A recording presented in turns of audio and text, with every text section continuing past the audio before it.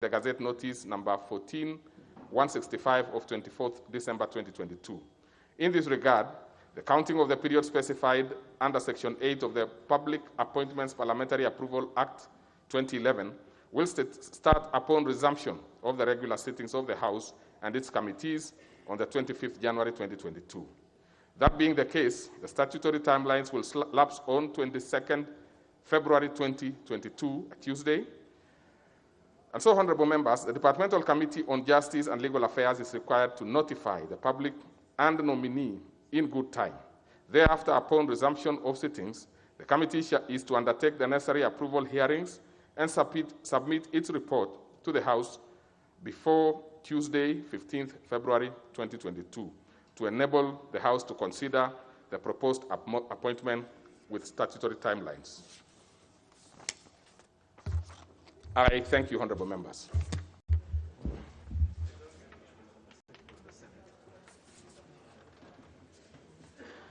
Honorable members, take your seats. There is still another message.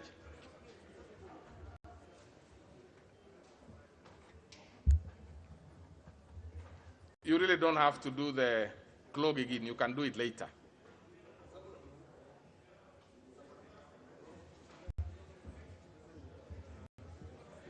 Order, members. Order. Order. Order. Order. Order, members. Honorable Jimmy Angwenyi.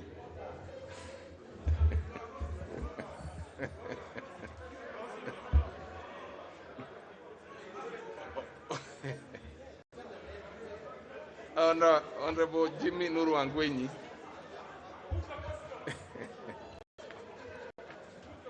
So, order, members, order. Some things are best ignored, honorable members, so let's proceed. So, honorable members, pursuant to provisions of Standing Order 41, I wish to report to the House that I am in receipt of the message from the Senate regarding decisions of the Senate on the National Assembly's amendment to the County Government Grant Bill, Senate Bill number 35 of 2021. Honorable members, the message conveys in part that on Tuesday, 21st December 2021, the Senate considered the amendments made by the National Assembly to the County Government Grant Bill, Senate Bill number 35 of 2021, and rejected the said amendments. The honorable members, you will recall that the County Government Grants Bill, Senate Bill number 35 of 2021, which largely seeks to provide for allocations of conditional grants to the county government for financial year 2021-2022, and also to provide for responsibilities of county governments pursuant to such allocations, amongst other purposes, was passed by the National Assembly on the 2nd December 2021 with amendments. The National Assembly made its amendment to the title of the bill, Clauses 1, Clauses 2, Clause 3, Clause 4, Clause 8, Clause 9, first and second schedules. The amendments were thereafter forwarded to the Senate for considerations. The Senate, having rejected the National Assembly's amendments, now effectively commits the bill to the Mediation Committee in terms of Article 1122B of the Constitution. Honorable members, Article 113(1) of the Constitution requires the speakers of both houses of Parliament to appoint a mediation committee comprising of equal number of members of each house to attempt to develop an agreed version of the bill for consideration by the houses of Parliament. While forwarding the message to the National Assembly, the Right Honorable Speaker of the Senate did also convey that he has appointed the following senators to the Mediation Committee. The Honorable Senator Kabiru, MP. 2, Senator Moses Wetangula, MP. 3, Senator Mutula Kilonzo, Jr., MP. 4, Honorable Rose Nyamunga, MP. 5, Honorable Farhia Ali, MP. Honorable members, having consulted with the leadership of the majority and minority parties, the National Assembly, I hereby appoint the following members to represent the National Assembly in the Mediation Committee to consider the said bill. 1, the Honorable Kanini Kega, MP. 2, the Honorable Dr. Kunyithia Mutunga, MP. 3, the Honorable Naisula Lesuda, MP. 4, the Honorable Millie Odhiambo Mabona, MP. And 5, the Honorable Dr. Makali Mulu, MP. With this development, the Mediation Committee on the County Government Grant Bill, Senate Bill number 35 of 2021, is now fully constituted. Honorable members, given the importance of the bill in the financing development programs in the county government under the conditional grants, I call upon members of the committee to embark on the process of developing a mediated version of the said bill within the timelines contemplated under Article 1133 of the Constitution. May I also remind the committee that pursuant to the established parliamentary practice, the counting of the 30 days period within which the committee should conclude its task will commence upon the first meeting of the committee. Further, it is advisable that in attempting to develop an agreed version of the bill, the committee confines itself to the aforementioned contentious clauses of the bill, as well as any other consequential clauses. I thank you.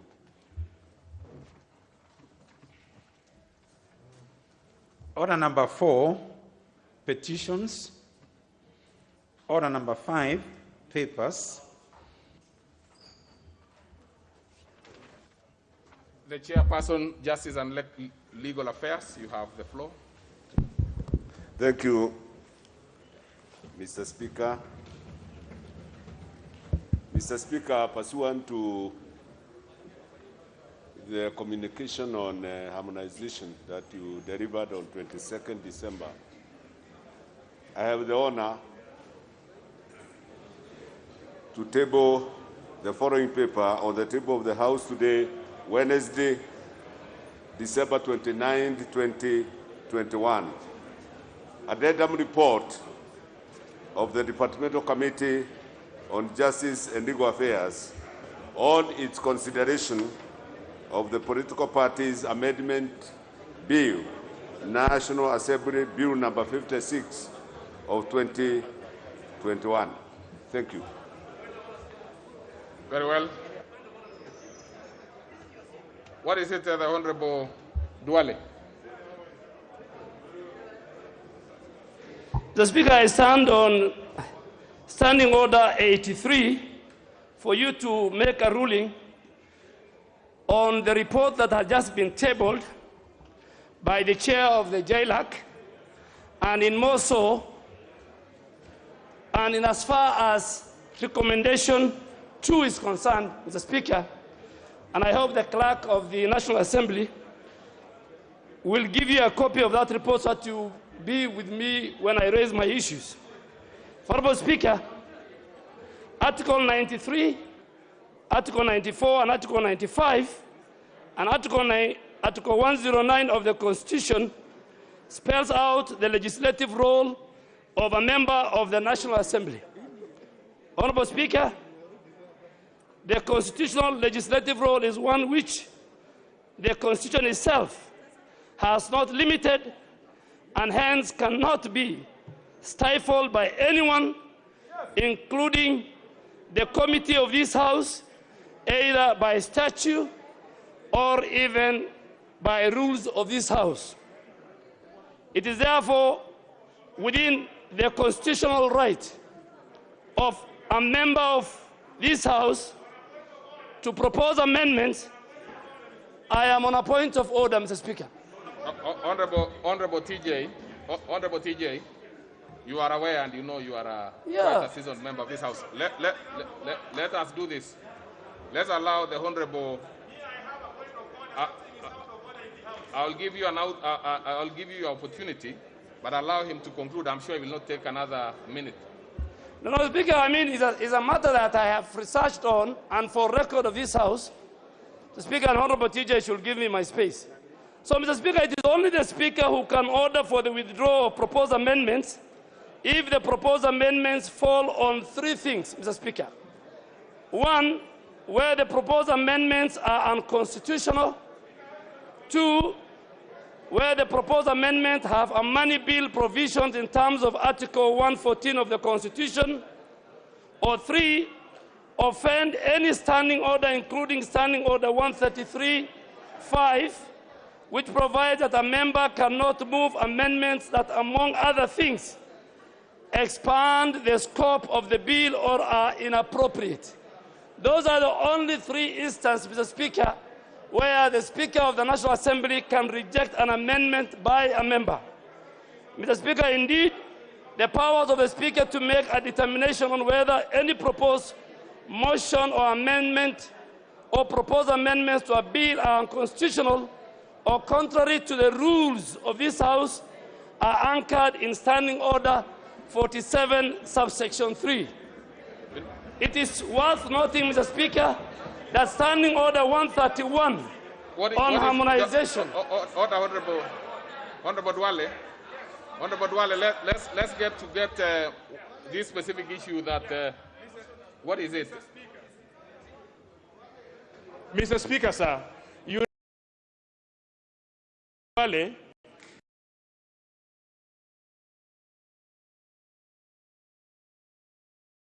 although rises on a point of order, but the context of his discussion is an intervention.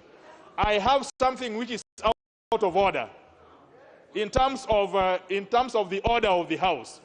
Mr. Speaker, is it in order for the member for Garissa Town to make an intervention on a paper for which there has been no motion before the House to debate? Is it that we can discuss a paper laid before us in anticipation of debate without a motion, a proper motion brought before us for debate?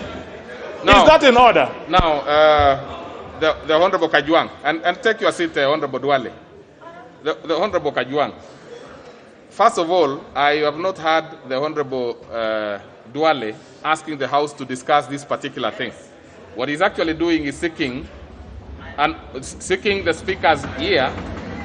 But even as he does that, you also must be very clear, Honorable Dwale, even before you finish. You must also be very clear, because you have indicated that the Speaker can only do this and that.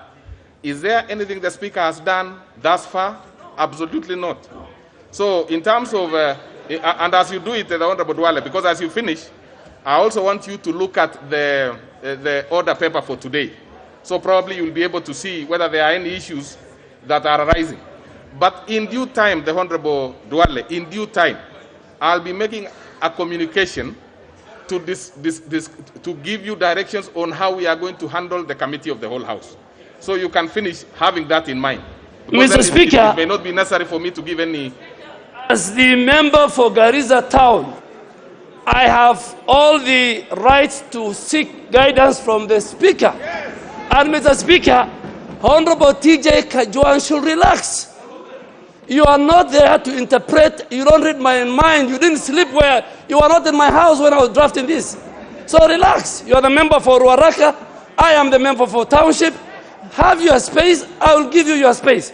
Mr. Speaker, my matter is on the report which has been tabled.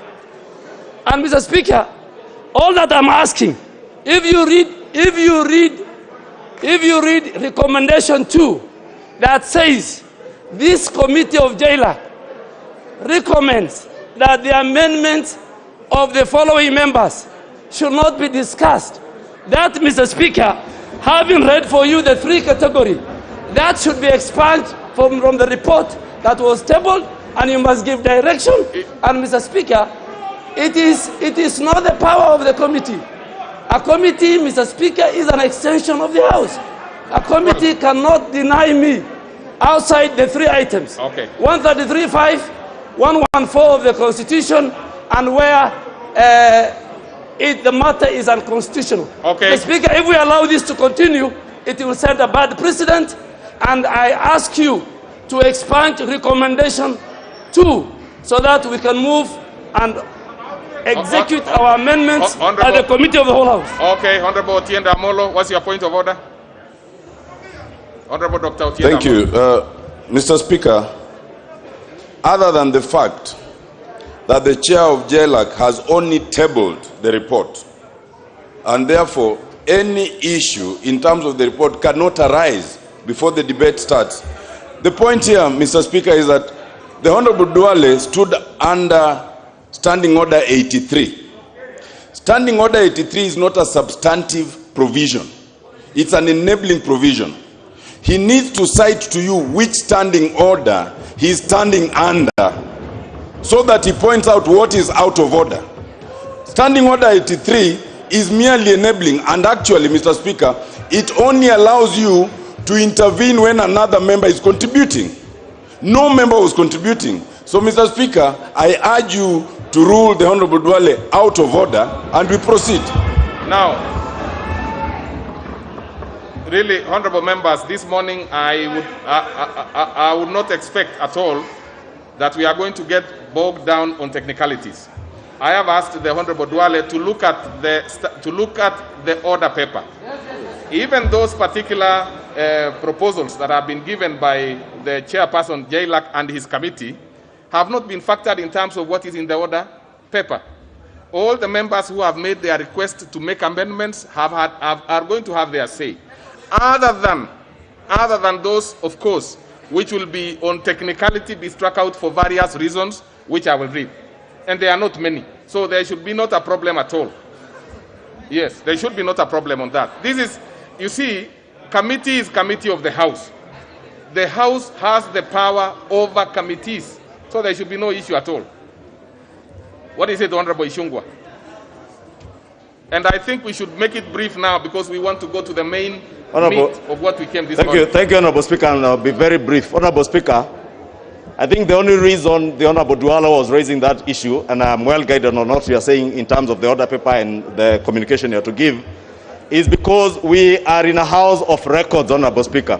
And when a paper is laid, Honorable Speaker, it becomes a record of the House, and we will stand guided by your communication. Honorable Speaker, it is also worth noting, I have gotten communication from some members of the committee that there is indeed also a minority report, and I want to beg that you also allow those with a minority report of that committee to table so that it also becomes a record of the House, Honorable Speaker. Thank you.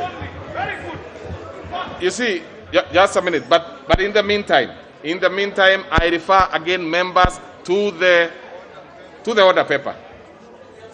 And if you have seen the order paper, you will notice that many of these amendments that have been proposed by members are in the order paper and therefore will be conversed.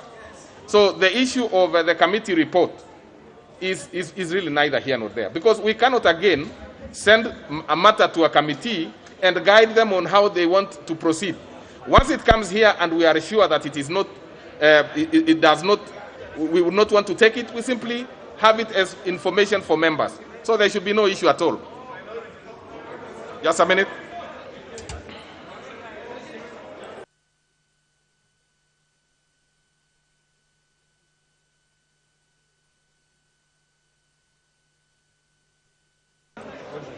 I am on the issue of the Honorable Ishungwa, I am trying to confirm the minority report. And minority report is always tabled together with the report. So for as long as it is part of the report, then you can discuss it at the committee stage. So I'm going to confirm that now. All the members, just relax. We are looking at it very keenly. So I have to confirm that.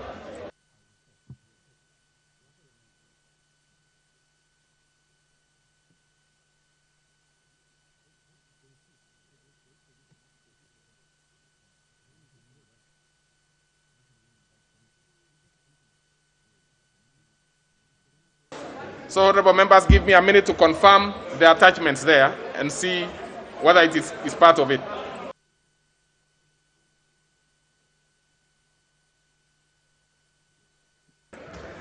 So, honorable members, the report is being photocopied. I'm informed that the minority report is part of the report. And in fact, the members who so that should not be an issue at all. So we'll go to the next order because we need to progress. We need to progress, honorable members. Order number 6, notices of motion. Order number 7, questions and statements.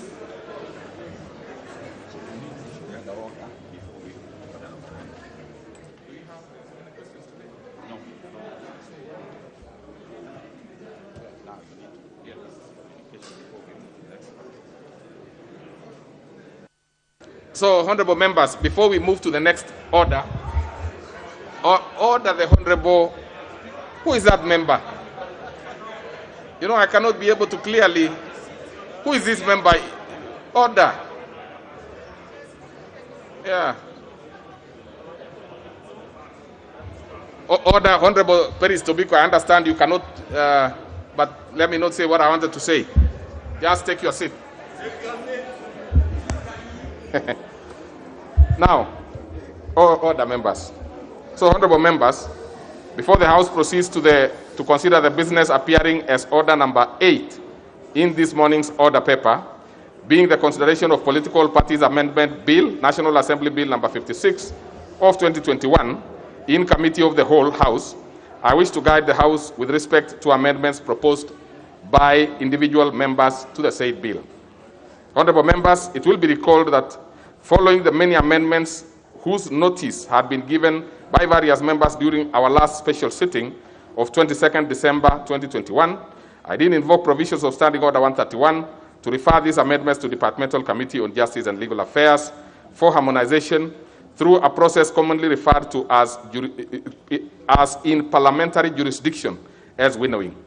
Essentially, since the Committee of the Whole House stage has very minimal debate, winnowing accords members with amendments an opportunity to discuss their proposed amendments at the relevant committee and attempt to harmonize them, with a view of recommending to the House which various proposed amendments should be accorded priority in the Committee of the Whole House.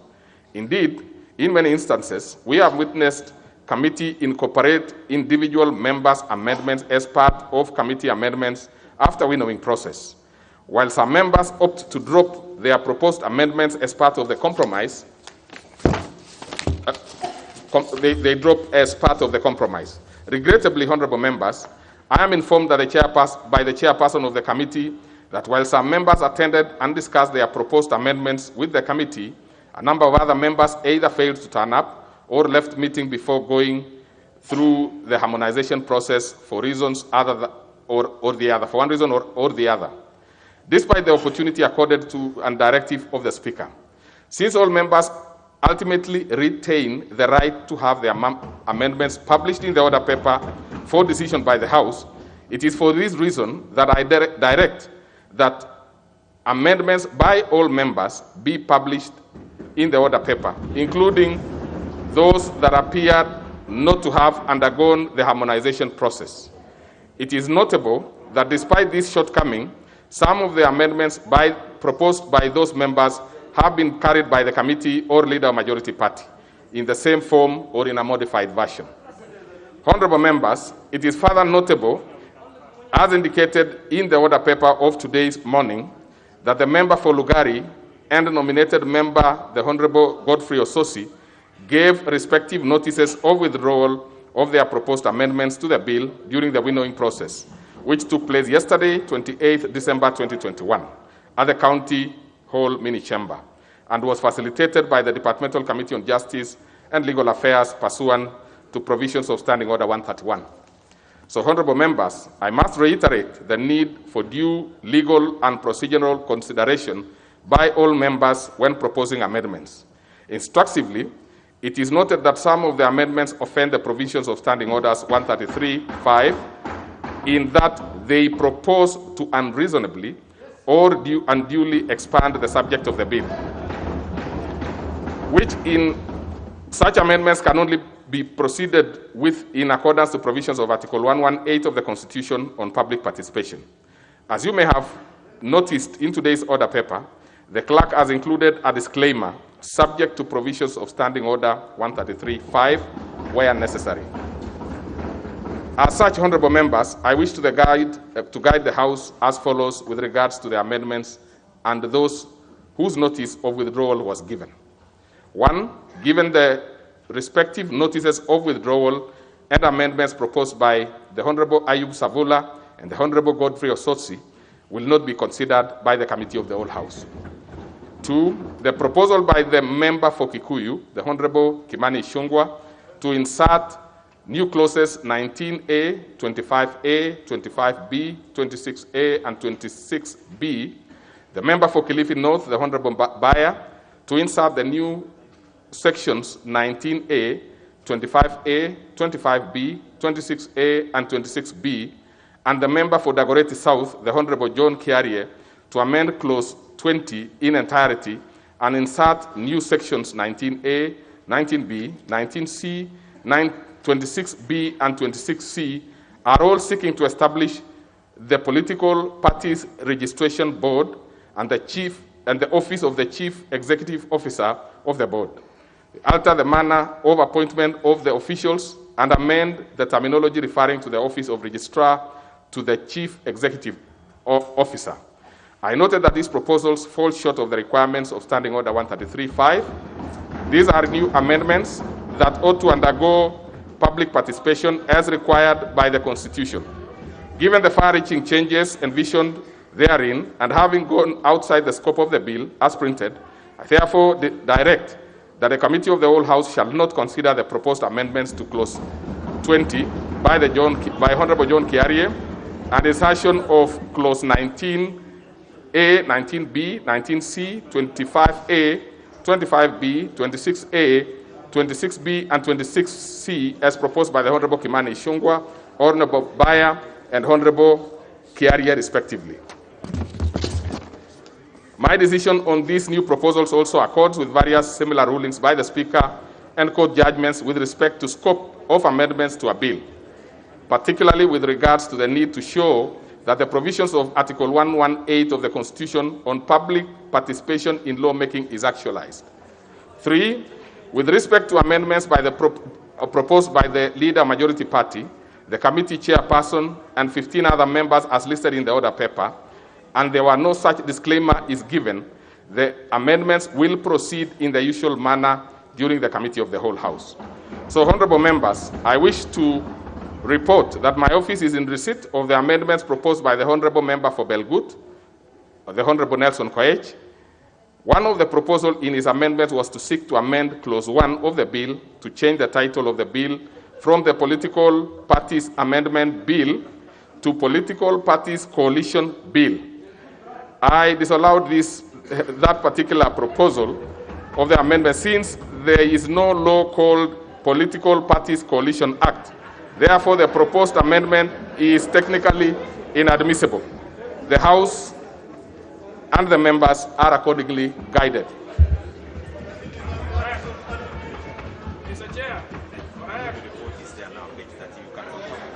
And before we go to the next order, honorable members, I want to confirm that the minority report is under Chapter 5 of the report that has been tabled.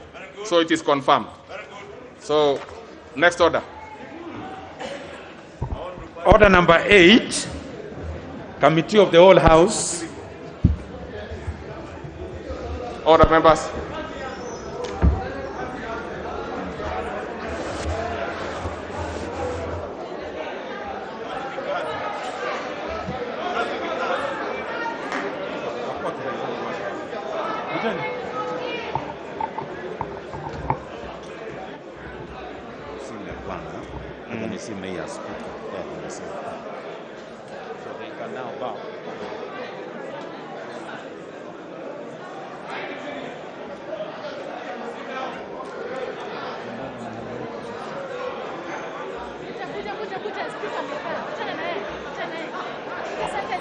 Honorable members,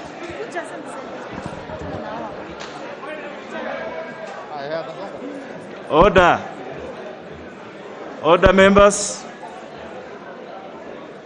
Honorable members, we are now in Committee of the Whole House to consider the Political Parties Amendment Bill, National Assembly Bill number 56 of 2021. Honorable members, I would just like you to relax. I would like you to relax, honorable members. Take your seats. I know there is quite a bit of excitement around this particular business, but it is our business. This business belongs to this House, and it will be dealt with in accordance to the rules of this House. So, honorable members, just relax. I will endeavor to be as fair as possible to all the members that have something to say to this business.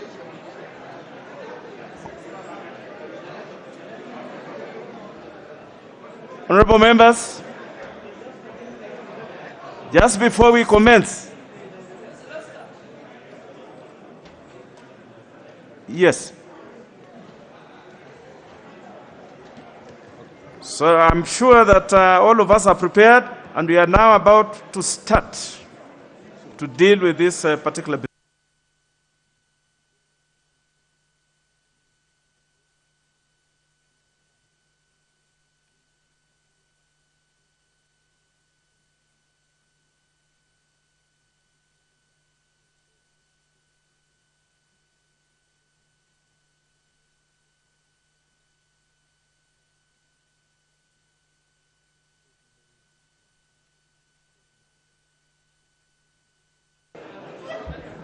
Very well, members. Now, taking into account the enormity of the business that is before us, but it's just normal business, I want to give this guidance just so that everybody is on the same page. And we'll be allowing probably about 4 members to make contributions on every item that will be before the House. 4, so that we shall have at least 2 from each side. At least 2 from each side. And then once we do that, if there's anything, then we'll give the business to the House to make a decision one way or the other. So we shall be fair. Clause 3. I propose that clause 3 be part of the bill. There is a proposed amendment by the Honorable John Mutunga and another one by the Honorable Alice Wahome. We shall take off with the one by the Honorable John Mutunga. And the direction is that if the one by the Honorable John Mutunga succeeds, then the one by the Honorable Wahome will be dropped. The Honorable Mutunga, you have the floor. Thank you, Honorable Speaker, for the opportunity to move my amendments. It's clause 3. Honorable Speaker, my amendments in clause... Honorable Chair, my amendments basically looks at clause 3, especially section 4A. I propose that we add the word equity through. Honorable Speaker, if we read that particular clause, it does not seem to bring the meaning. And I wish to read that particular clause, Honorable Speaker. Clause 3, clause section 4A. Section 4A, Honorable Speaker, reads like this: that a political party may recruit and so on and so forth. I'm talking about C, Part C. Part C reads promote representation in Parliament and county assemblies of women, persons with disabilities, youth, and so on and so forth. Honorable Speaker, I believe, Honorable Chair, I believe what we are trying to promote here is equity in representation. The Honorable Chris Wamalwa, hold your horses. Let him finish moving. I'll allow you to speak after he finishes moving. Honorable Chair, proceed. What we are promoting here is not representation. We are promoting equity through representation. That is why I'm proposing that we add the ones through representation immediately after the word promote, so that it will read promote equity representation in Parliament and county assemblies and so on and so forth. Because if you look at the different categories of representatives mentioned there, we are talking about equity, and the word equity is missing. So we are not promoting representation. We are promoting equity by picking relevant numbers of people of different categories so that they may be represented in this particular case. Honorable Speaker, I've also proposed some amendments in Part B, 4B. Honorable Speaker, 4B speaks about several reservation of the name, symbol, and slogan. Honorable Speaker, I propose that we also add the dominant color of the party. Parties are identified by colors. If a dominant party, if we look at party like ODM, ODM is identified by orange. Jubilee is identified by red. Wiper is identified by white, and so on and so forth. If we leave dominant color, there is a likelihood that people will take up other parties' colors later on, and we can have confusion. Madam Speaker, we want to identify a congregation by colors. Any meeting that we shall have out there, or when the members of our party are meeting, they need to be identified by color. And that is why I'm proposing that we add dominant color as one of the what is supposed to be launched with the registrar of political parties. So in all situations where we are referring to the slogan, the symbol, and where we are referring to the slogan, the symbol, and the name, we also add dominant color. Honourable Speaker, I submit. Honourable Chair. Sorry. Honorable members, Honorable Chris, just hold your horses. Let me propose, then you can move your... Honorable members, I propose the question that clause 3 be amended as proposed by the Honorable John Mutunga. The Honorable Chris Wamalwa, you had a point of order before we kick off. Thank you, Mr. Chairman. Mr. Chairman, mine was a very simple seeking your direction because the way the order paper has been rearranged is not in that logical flow. So my humble request was, when a member is proposing an amendment, it will be neater to cite the page so that members can be able to follow. It was a simple start, and that's why point of orders, Mr. Chair, they normally take precedence. I've struggled, but in the long run, I've realized it was page 1660. That's what I meant, so that members can be able to follow and be able to debate accordingly. That is okay. That is in order. We shall now have contributions. The first one will be by the Honorable Wandai Opio, member for Ugunja. Mr. Speaker, even before I make any comment on the Honorable Mutungi's proposal, Mr. Chair, you know, we all agree that we are at the committee of the whole House. Mr. Speaker, Mr. Chair, extraordinary times call for extraordinary measures. Mr. Chair, if we are to go by what has just started, then considerably we will not be able to finish. My suggestion is, why can't we go by the amendment proposals as they appear on the order paper, without having to call upon the proposer to read it and explain? They are self-explanatory, Mr. Chair. We can all understand what the Honorable Wandai. Yes. This is just the advice of this chair. All the amendments that we are considering here are listed in the order paper. If you have a copy of the special sitting order paper, you will see they are there. I can see them. And we'll just follow procedure. We will not be afraid to sit here until midnight if we have to. Don't be afraid. I'm guided. Yes. But having said so, Mr. Speaker, Mr. Chair, the proposal being put forth does not make sense. And in my view, because there is no way you will have every party having a dominant color, because these colors are also not infinite in number. So parties will share colors one way or another. Parties will share colors. So with due respect, I oppose here.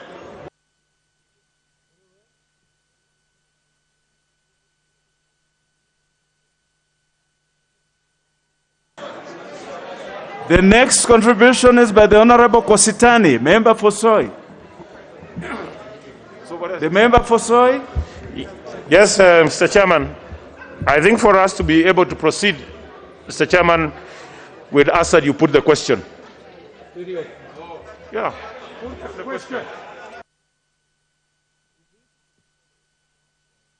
Put the question that we put the question.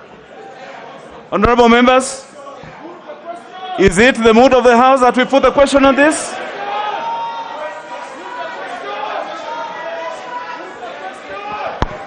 Honorable members,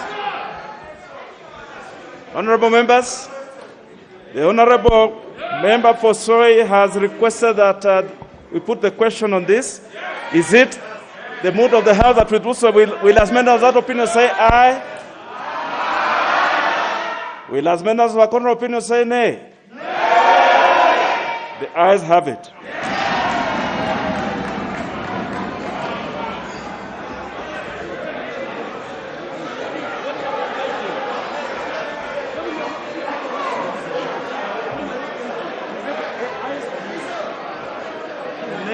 The ayes have it. So we go to division.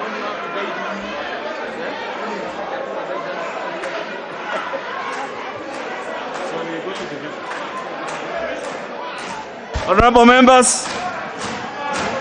members, let's hold your horses. Order.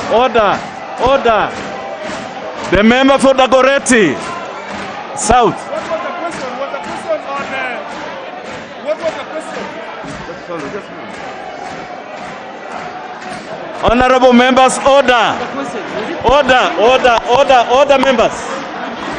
Order.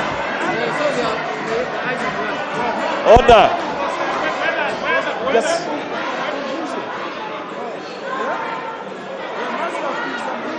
Honorable members, the honorable members, just hold your horses.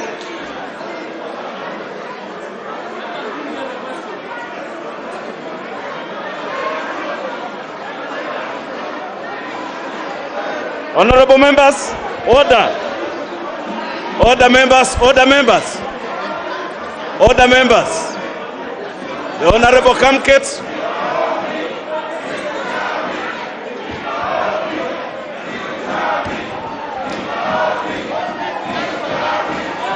Honorable members, let us have order. This is the direction, honorable members. The question that was put, honorable member, the question that was put was this. The question that was put was this, on whether to put the question on the Honorable Mutunga's amendment. So now we shall proceed to now consider the proposed amendments by the Honorable Mutunga by putting the question on it. What the Honorable Kositani had requested was for the question, whether the question should be put. And that is what this chair did. So now we shall proceed to put the question on what the Honorable Mutunga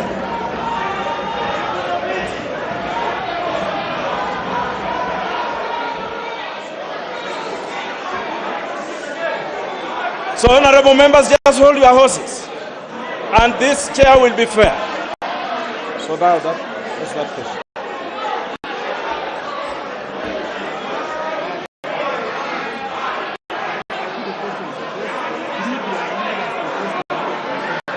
Now, honorable members, now listen. This is now the question. This is now the question. This is now the business. This is now the business. The honorable members, this is the question now. And it is for the members now to make a decision on it. Just retain your seat. I am on my feet. I now proceed to put the question that clause 3 be amended as proposed by the Honorable John Mutunga. Will as many of that opinion say aye? Aye. Will as many of the contrary opinion say nay? The nays have it.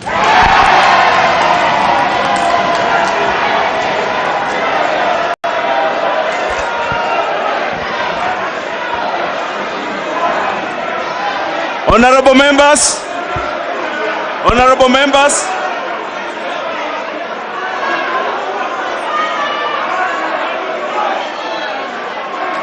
the members who voted yes have raised the numbers for division. We shall now proceed to division. We shall now proceed to vote by division. You have the numbers.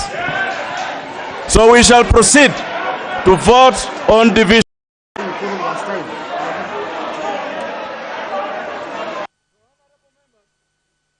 Honorable members, We shall have tellers. We shall follow the procedure that was followed in this house last week. I direct that the division bell be rung.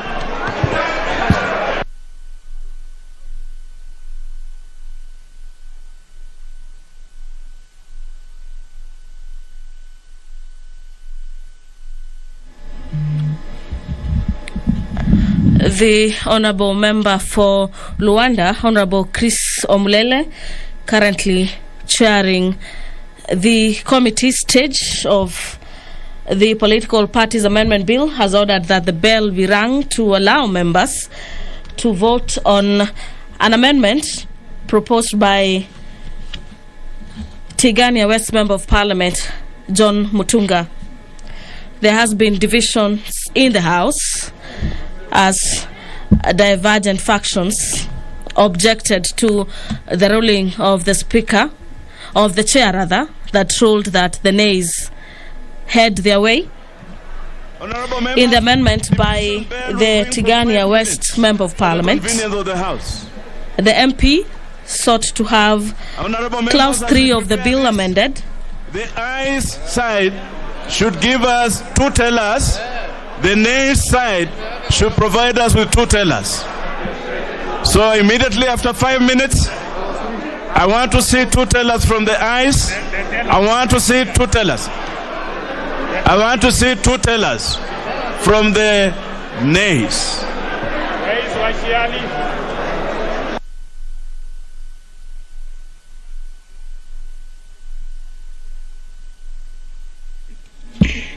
Ordering that each side proposes 2 tellers. This is to allow for the voting process to kick off. This followed a dispute that led to a division on this particular amendment by Honorable John Mutunga for Tigania West. And in his amendment of clause 3 that is sought to be harmonized into the bill, the MP was proposing that in the section 4B, dominant color be inserted after the word symbol on the marginal vote.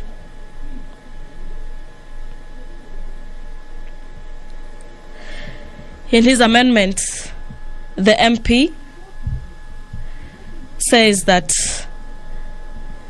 if parties are allowed to sort of have dominant colors as their symbols, that would lead to political parties capturing and taking the dominant colors of other political parties. It is an amendment that has been voted for vehemently before the floor of the House, with the UDA allied Member of Parliament voting yes, while the handshake team opposed that particular amendment.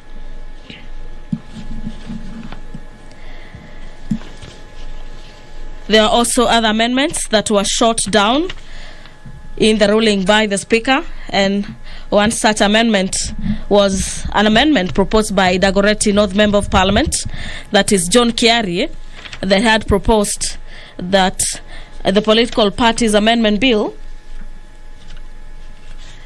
be chaired or be led by a Chief Executive Officer. That was a proposal that was shot down at the committee level and also in the Speaker's communication this morning. Members of the National Assembly are currently aligning themselves into different factions, waiting for the roll calls to get to vote on that particular amendment by Honorable John Mutunga.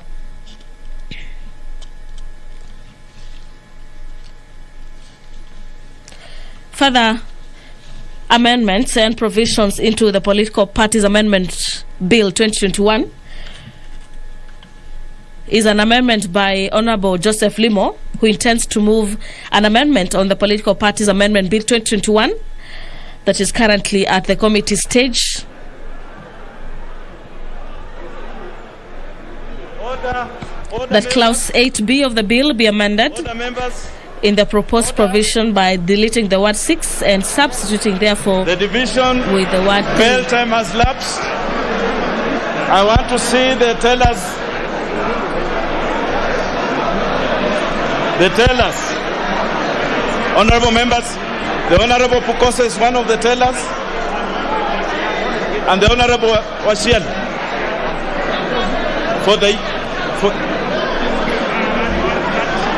and Gladys Chole for the yes.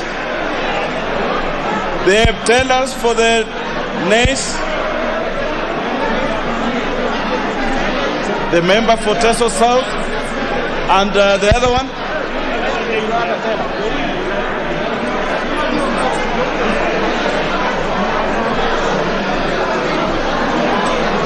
The other one for the nays. They are all here. Honorable members, let us make progress. Order members. Order. The member for Kikuyu. The member for Kikuyu and the member for Kajiado. Let us have order in the house. Order members. Members, we are now ready to vote.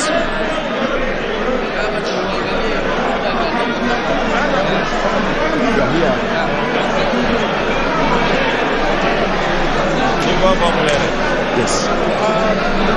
So members, we will now proceed to vote.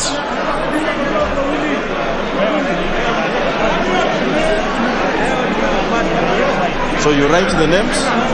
Yes. Yeah. Yes or no? You just come and say your name and you vote. Yes. So honorable members, order. Honorable, the members who are on the gallery.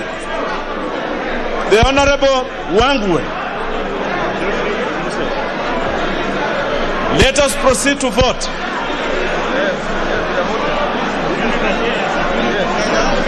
Honorable members, voting is going on.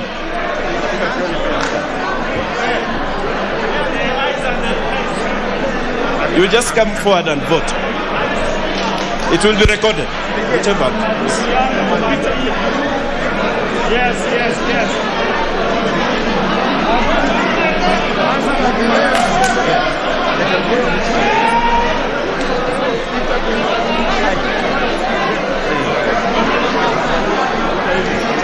Honorable members, the yes is on my right here. The no's are to my left here. Yes to my right here. No's to my left here. Let us vote. You give your name and you indicate the way you are voting. The yes are to my right.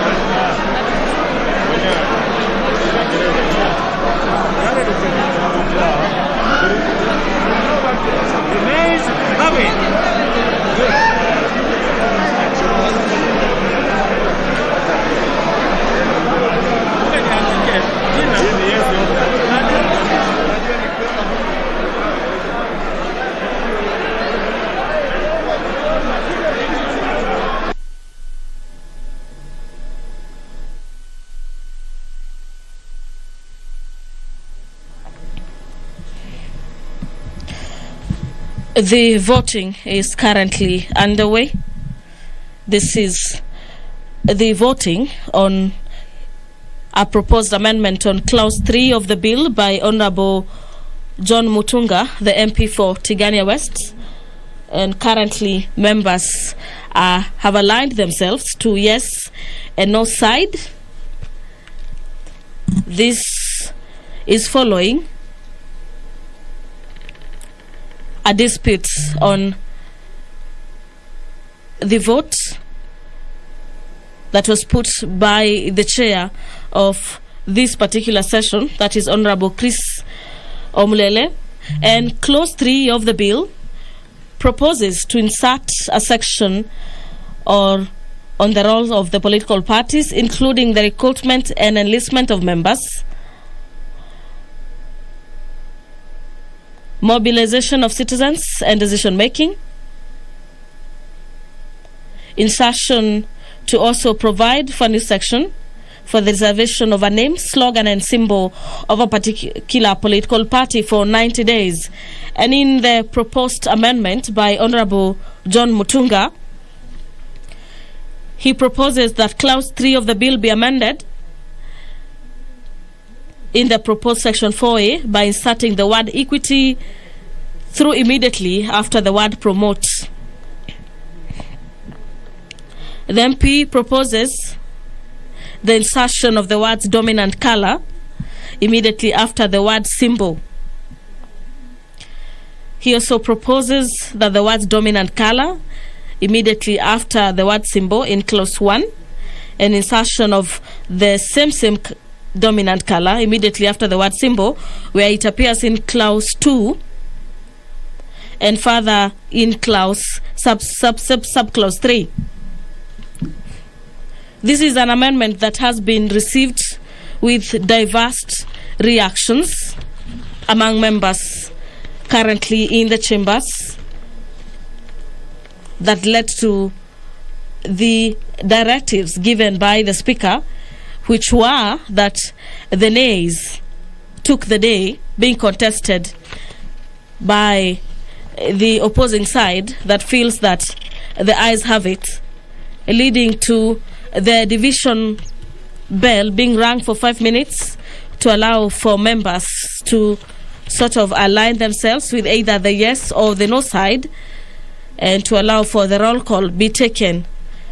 And that particular amendment will be decided on by the number of votes each side will have garnered by the end of this particular exercise. So currently in the chambers, members of the National Assembly are enlisting themselves with the clerks of either side to ensure that they are enlisted on the side that they have taken this morning.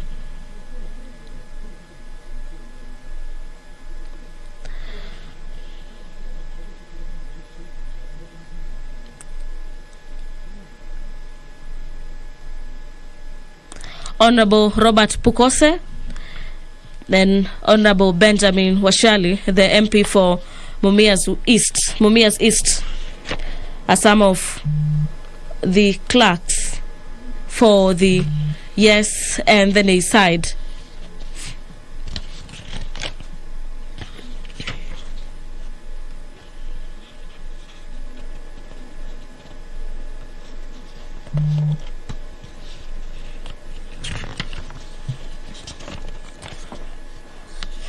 There was also a proposal before the floor that an MP does not get to highlight what he proposes in the amendment, and that the House moves to vote on the amendment as it appears on the order paper.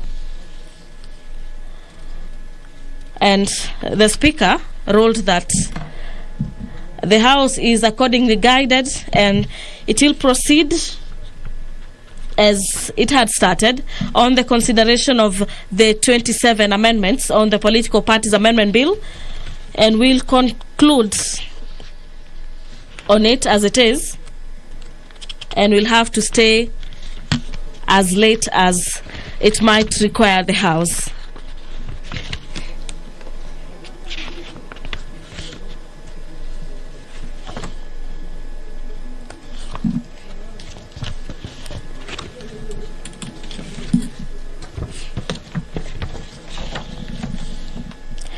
There is a couple of amendments proposed by different members of the National Assembly. And just to highlight some of the new clauses in the report by the Justice and Legal Affairs Committee is that the Leader of Majority will be seeking to move the amendment to the Political Parties Amendment Bill at the committee stage by inserting new clauses immediately after Clause 2. This is an amendment of Section 3, number 11 of 2001, that Section 3 of the Principal Act be amended by inserting the following subsection immediately after subsection 2.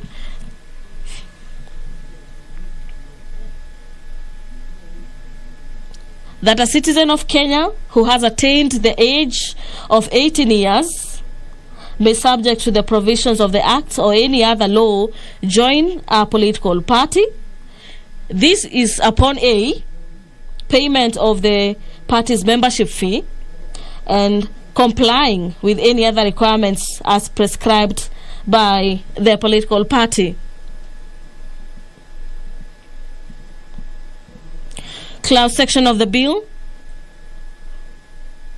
proposes an amendment to Section 26 of the 2011 Act, providing for the insertion of a new subsection immediately after subsection 1, and this will allow the monies to be allocated to a coalition of a political party distributed by the registrar.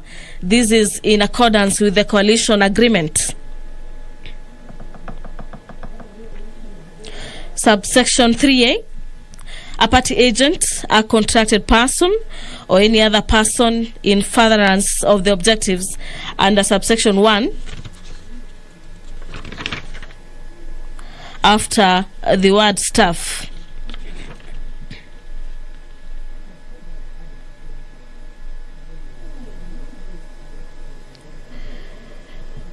Under the new clause 22, there are propositions that the bill be amended as proposed in section 38C by inserting subclause immediately after subsection 5, that notwithstanding the provisions of subsection 5A, a person may only participate in the nominations of a coalition of a political party if such a person is a registered member of a political party forming the coalition political party. Business in the chamber is ongoing, and members continue enlisting themselves onto either the nays and the yes side. This is in regards to an amendment to clause 3 as proposed by Tigania West Member of Parliament.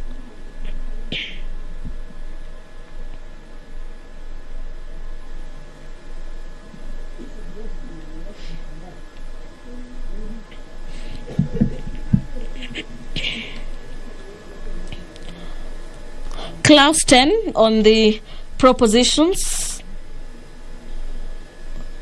in the new proposals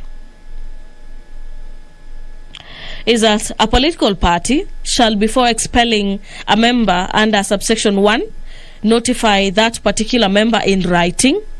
This is in regards to the provisions allegedly contravened and the particulars of any conduct related to the contravention. Part 3 says that the party shall inform the member of his or her right to appear and be heard before the relevant organ of a political party, either in person or through the legal representative. Section 3 proposes that the party shall afford the member the opportunity to be heard within a period of not less than 90 days from the day of that particular notice. This is in regards to a proposal that a party might or is given rights to expel one from a political party membership list if they happen to support ideologies of a different political party.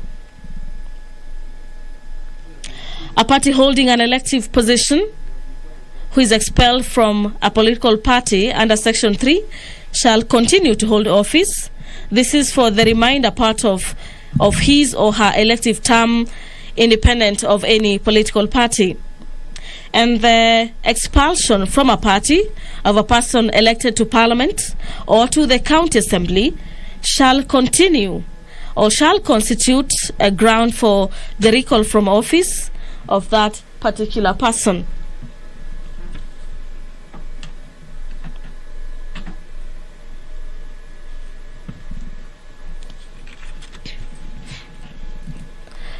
The voting is currently underway in the National Assembly chambers, and 2 members of each side are currently the tellers at this particular stage, basically taking the roll call and enlisting the members of each particular side.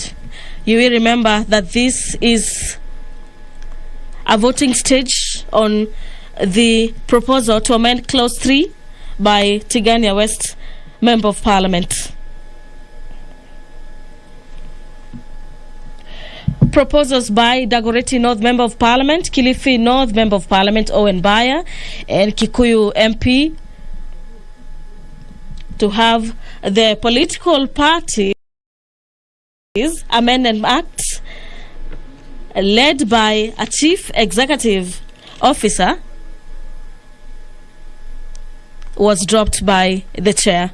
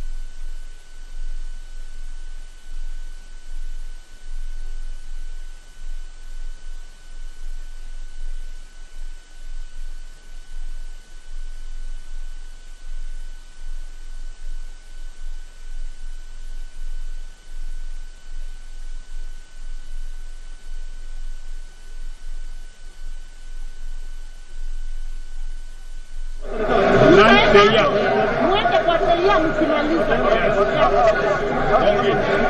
Janet ameenda wapi? Janet na Ngabo. Yeah.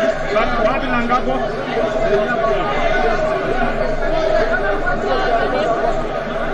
My name is Aden Duale.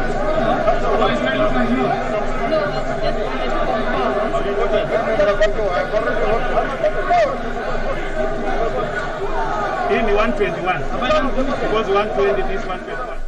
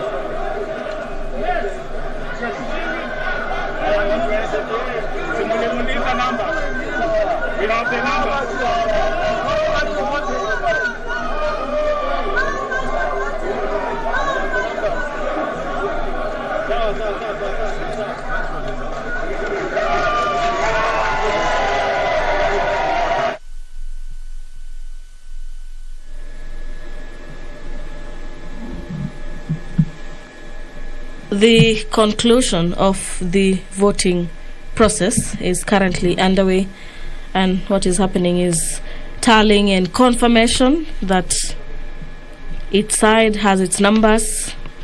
That will be followed by the announcement of the chair of this session of the Committee of the Whole, who happens to be Honorable Chris Somulele. There are tellers on each particular side, led by Honorable Peter Mwathi, the MP for Limuru, Robert Pukose, the MP for Endebess, Benjamin Washali, the MP for Mumias West, and Jeremiah Kioni, the MP for Ndaragwa. Those are the 4 tellers on either of the 2 sides, and there appears to be some jubilation in the House, and we shall be waiting for the chair to make the communication as to what side has carried the day. Go back to your seat. Honorable members, just hold on. You will dance. Just hold on. Honorable members, resume your seats. We have closed the voting. The tallying is going on. We will be delivering the decision as soon as the tallying is done. Just resume your seats. Honorable members, just hold. Everybody go back. Go back. Go back. The member for Alda, you are out of order. Go back to your seat. Go back to your seat. Honorable members, retain your seats. Go back to your seat. Acha mchezo. Resume your seat. The honorable nominated members and go back to your seat. The honorable Kabebea, resume your seat. Resume your seat. Resume your seat. Sergeant at Arms, remove these members back to their seats. Tallying is going on. Once it is completed, we shall make a pronouncement on it.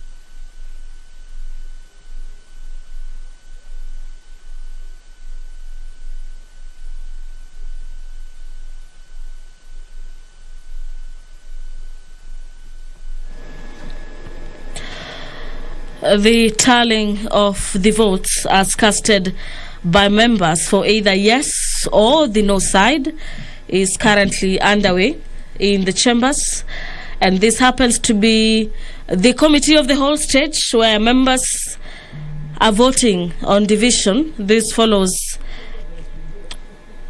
some disputes on the way the House voted on the proposed amendment by Tigania West Member of Parliament, that is Honorable John Mutunga, that sought to have amendments on dominant colours in a political party.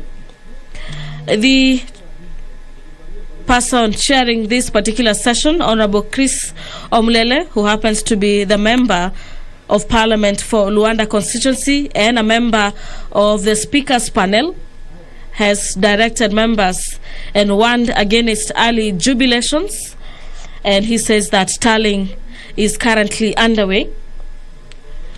The tellers for each side are currently computing the numbers, and the final number will be announced by the chair as soon as that particular compilation is done. The 4 tellers for the yes and the no side are led by Honorable Peter Mwathi, who happens to be the MP for Limuru, Robert Pukose, the MP for Endebess, Jeremiah Kioni, the MP for Ndaragwa, and Benjamin Njomo Washali, the MP for Mumias East. There is jubilation on the floor of the House, this even as members who happened to be the tellers for the yes and the no side continue to arrive on the final tally. This is of the number of MPs who have voted for the either yes or the no side of that particular proposal.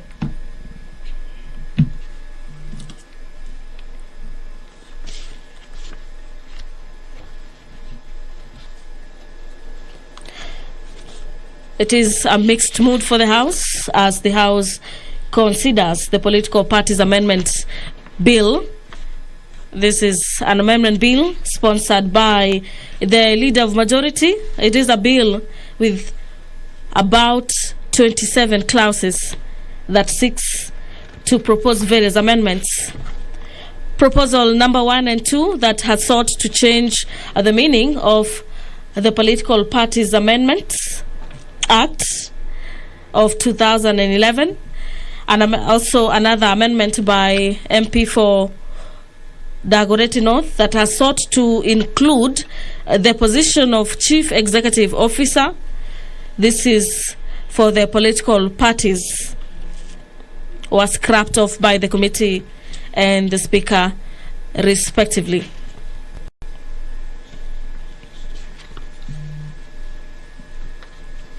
Tallying is underway in the chamber.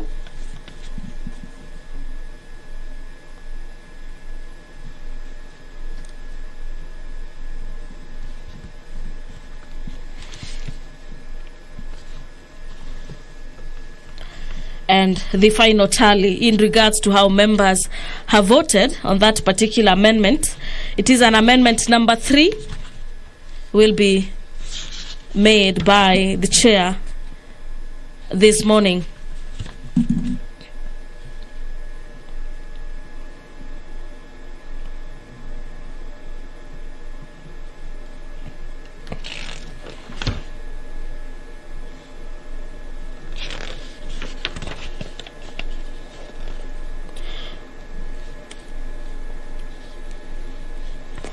Some of the proposals that were made by Kilifi North Member of Parliament in regards to Clause 19 is the establishment of Political Parties Registration Board to be a body and a corporate body with perpetual succession and a common seal.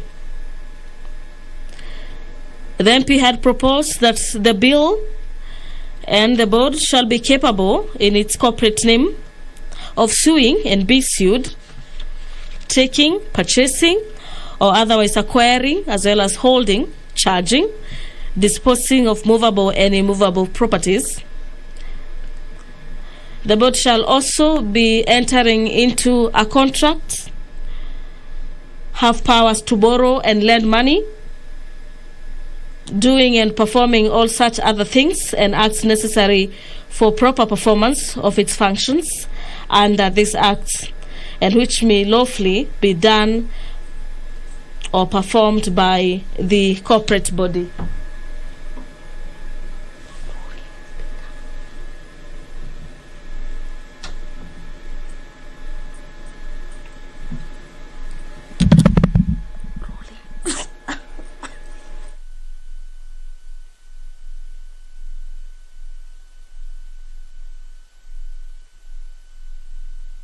Executive Officer shall be responsible for the management of the day-to-day running of the board, and those who are some of the amendments that were shot down at the committee stage.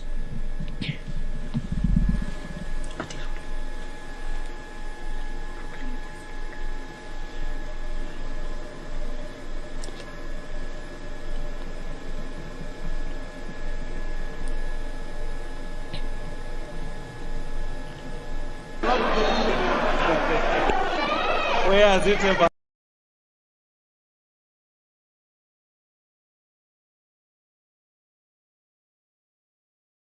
hapo.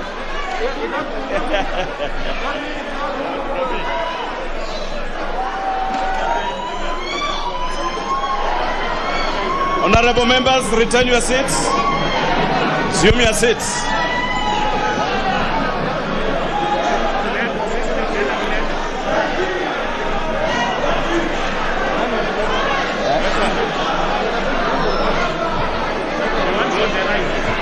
Honorable members, resume your seats.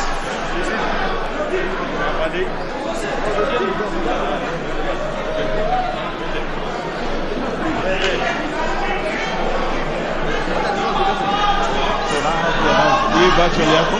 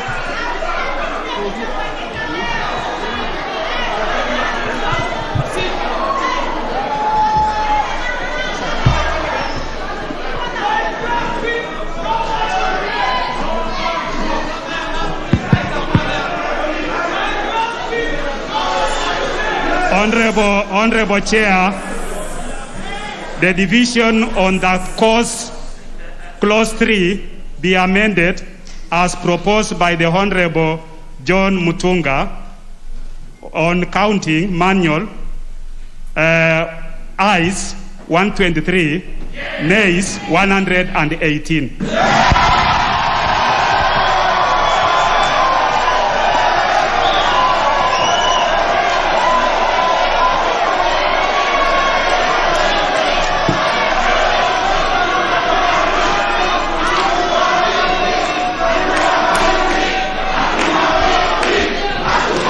Just resume your seats. Honorable members, order. Order,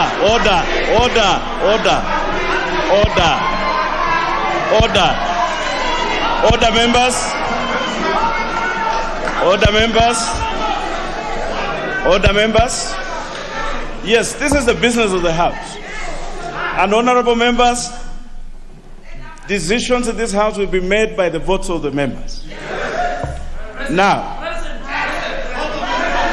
just hold on. Hold your horses. Just return your seat. The honorable member for Turkana, this is not a war zone. This is a debating chamber. Just return your seat.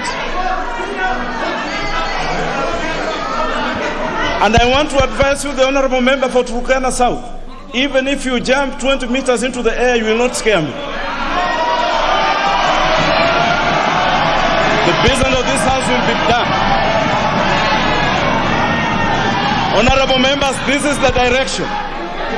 Because the virtual vote was not displayed in this House, it will not count for this particular round. So therefore, I'm directing the office of the clerk, because virtual voting is part of the process of this House. But because it was not displayed, because just retain your seat, member for Met. Because it was not displayed, it will not count for this. And therefore, the vote as it stands now, this is the vote as it stands now. The ayes 123, the nays 118. The ayes have it.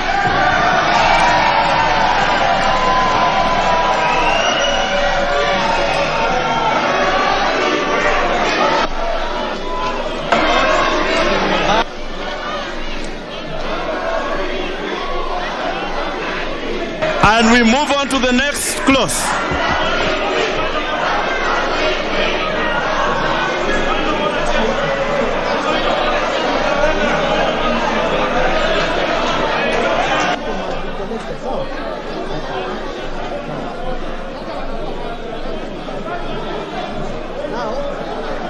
Connecting these things, don't talk to any member.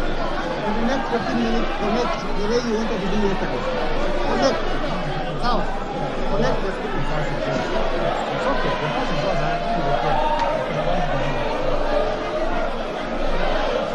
Turn your seats. Honorable members, let us take our seats. Honorable members, please take your seats.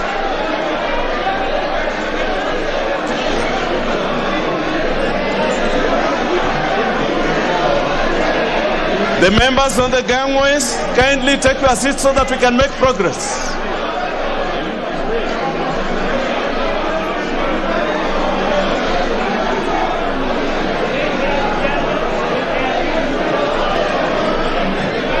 Honorable members on the gangway, the Honorable Momanyi, member for Borabu, the member for Borabu and the member for Kilifi,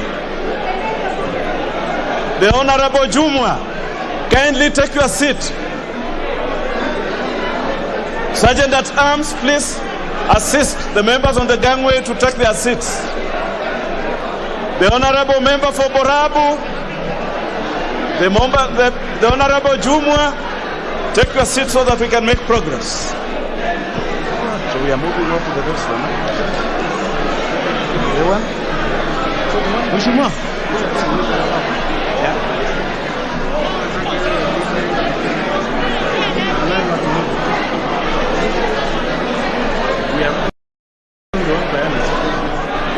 Honorable members, we shall now consider the amendment by the Honorable Ahome, member for Kandara. The Honorable Alice. The Honorable Alice, can I see you? The Honorable Alice.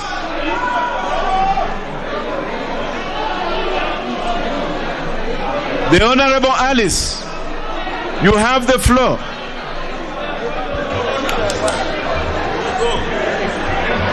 Yeah, thank you, Mr. Speaker. Mr. Speaker, noting the fact that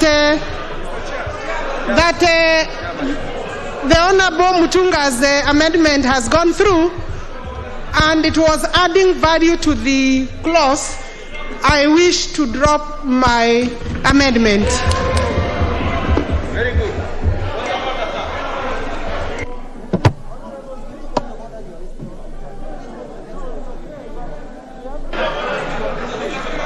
Very well, the Honorable Alice. The Honorable Sankok, what is out of order? Thank you very much, Honorable Speaker. Honorable Speaker, the COVID protocol have not yet been reviewed. Here we are a breeding ground for COVID-19. The Honorable Sankok, yes. Can you lower your... No, I cannot lower because I've seen Babu Owino. I cannot lower my crutches. I've seen Babu Owino around. And he can again run away with my legs, so I have to protect my legs today. You are protected by the Speaker, the Honorable Sankok. Mr. Speaker, if you can protect me. Just lower your you will protect me. Yes, you are protected. You are fully protected. Thank you, Mr. Speaker. Very well.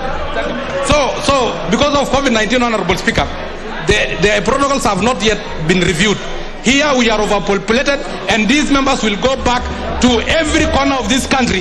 And now this one is a breeding ground for COVID-19, Honorable Speaker. We risk, Honorable Speaker. Adjourn, Honorable Speaker. Adjourn, Honorable Speaker. Adjourn, Honorable Speaker. Adjourn, Honorable Speaker. The Honorable Sankok, retain your seat. So we move to the next.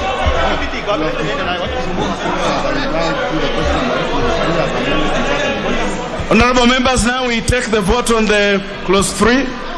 Now that the Honorable Alice has withdrawn her proposed amendment, I now put the global question that clause 3 as amended be part of the bill. Will as many of that opinion say aye? Aye! Will as many of that opinion say nay?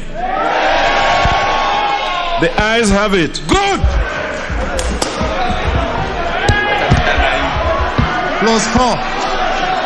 Division. Good. Let us vote again.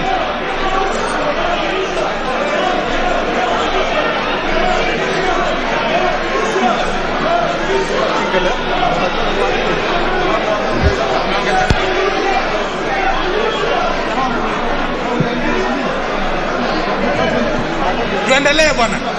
Tuendelee. So hata wao watakuwa wanapitisha. Tuendelee bwana. Wacheni maneno mingi. Milio jambo. Wacha hii maneno. Kaa chini. Tuendelee bwana. Honorable members, Babu Owino, don't come closer to me. That was the global question on...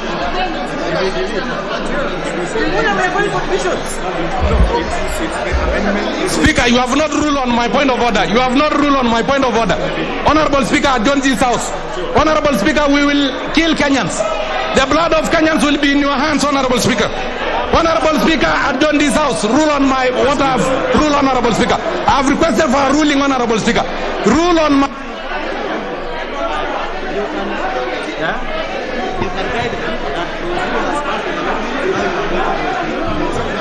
Honorable members, clause 3 has passed with the amendments proposed by the Honorable Mutunga. We are now moving on to clause 4. I propose the question that clause 4 be part of the bill.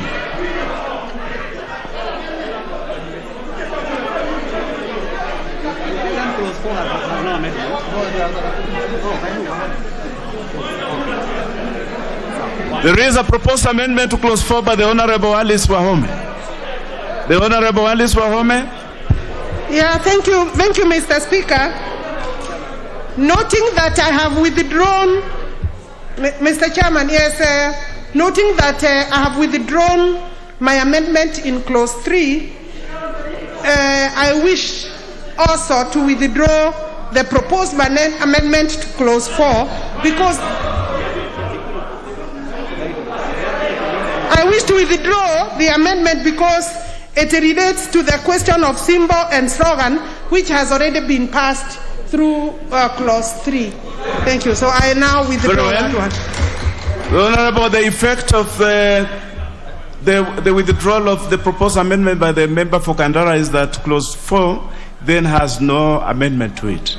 And therefore now put the question that clause 4 be part of the bill. Will as many of that opinion say aye? Will as many as the contrary opinion say nay? The ayes have it. And the Honorable Sangok, you cannot say nay and no at the same time. You have to choose one. But it is well. It is well. Let's proceed. Clause 5. I propose the question that clause 5 be part of the bill.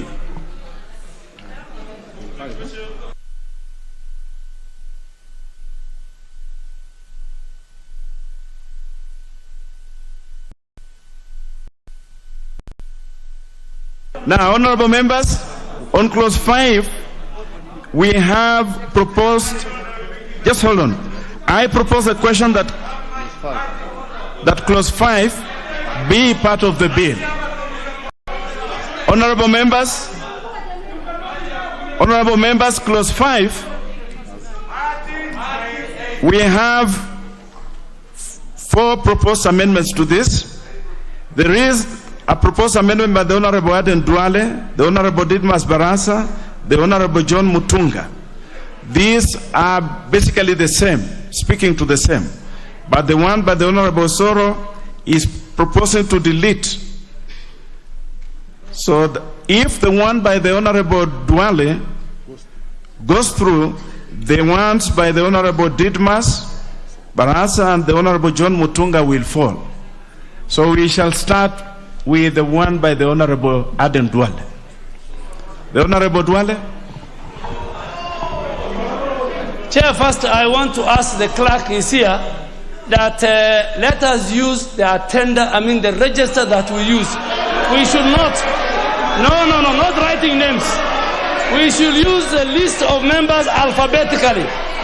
We will not write names. That one, Chair. The Honorable Duale, just move your amendment. No, Chair. Before I move my amendment, I have asked for the procedure you didn't give me. I want you to rule on that. The clerk is here. that we all, since the Honorable Duale, move your amendment. No, I'm saying, no, Chair, I'm saying, Chair, we want fairness. I'm only asking for something very small. Since the 10th Parliament, members will use the register available, not on a paper. We can't write names. You must rule on that. If you rule on that, I will move my amendment. My friend, very relaxed. Yeah, we cannot allow this house to use a full schedule.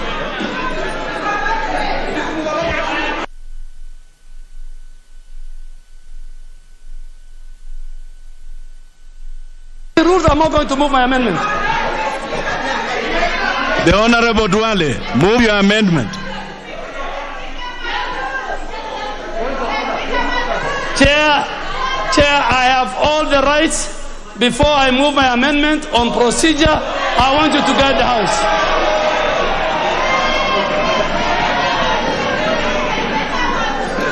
Chair, it is my right, and the clerk is here. It is a simple matter. Let us use the procedure we have used. It's a parliamentary procedure. Just rule on that. I move my amendment, Chair. The Honorable Duale, I presume that you do not desire to move your amendment. No, it's not the case. It's not the case. Chair, I have a lot of respect for you. Chair. I have a lot of respect for you. I'm only asking for that simple thing, and then I move my amendment.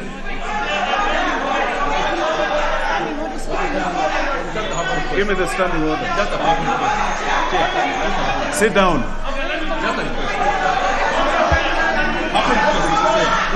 The Honorable Ndindi Nyoro, resume your seat. Let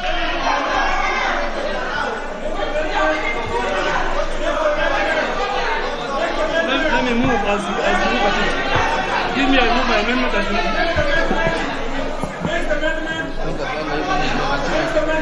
The Honorable Duale, move your amendment. Chair, as you decide and make a ruling, I stand to move that clause 2 of the bill be amended. And Chair, you also need to guide me. Do I move 2A and 2C together, or I move 2A? The Honorable Duale, it is clause 5. I'm saying clause 5. Do I move? Yes. Okay, clause 5 is only one. Yes. Chair, I beg to move that clause 5 of the bill be amended by deleting paragraph A of the proposed bill. Chair, clause 5 of this bill seeks to amend section 6 of the Political Parties Act to provide for the application of a professional registration, and which must be accompanied by a statement on the ideology of the proposed political party. And Mr. Chairman, the law does not work in retrogressive. So I am speaking for those Kenyans who have an intention for many years to come to register a political party. This bill, Mr. Speaker, in clause 2 has defined the statement of ideology to mean a statement setting out what they call doctrine, what they call ethical ideals, and what they call principles of the party. Mr. Speaker, in the absence of a definition of what a doctrine means, in the absence of a definition of what of ideals of a party means, this clause is subject to abuse and can be used by the registrar to deny the people of Kenya and to deny the rights given under Article 38 of the Constitution on political rights, and this negates the principle and the spirit provided for multipartism in the Constitution. And based on that lack of definition and threshold, Mr. Speaker, my amendment, and follow with clause 7 of the bill, I move and ask the House to agree with me, Mr. Speaker. Thank you, Mr. Speaker.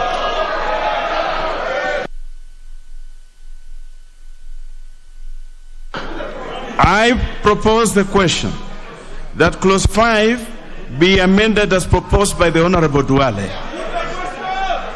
I will allow 2 members to contribute,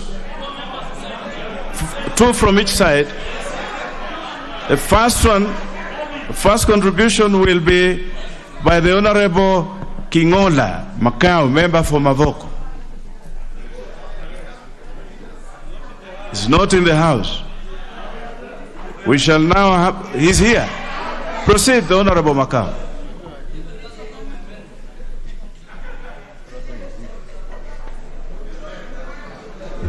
Thank you, Mr. Speaker. Mr. Speaker, given to the history of this country, when I look at this bill, Mr. Speaker, it's going to heal the problems that parties are facing.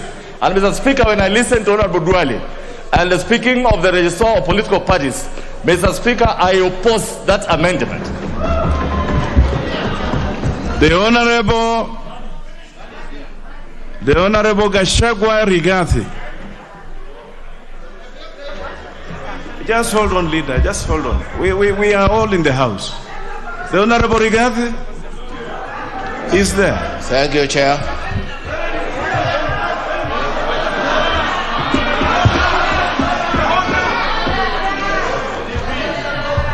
Chair, we are in support of the amendment. Thank you. Just hold on.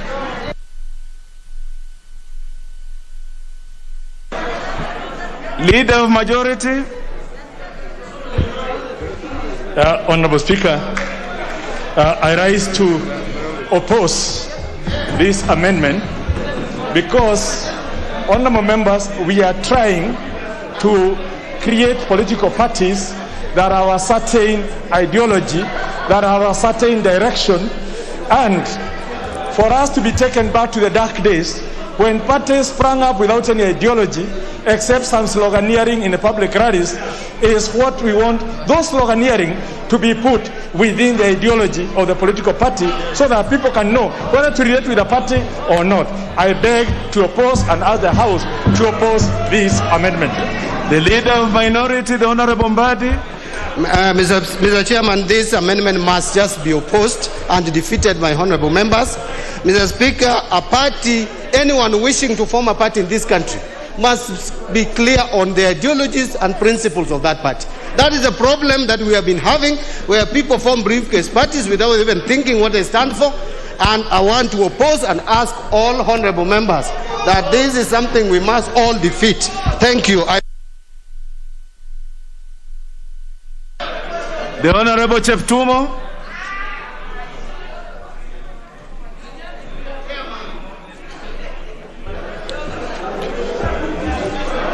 Thank you, Mr. Speaker.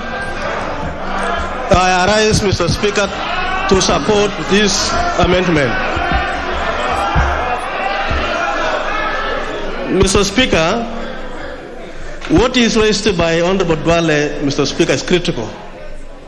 Mr. Speaker, this is a house that are supposed to pass laws that are going to live beyond our time.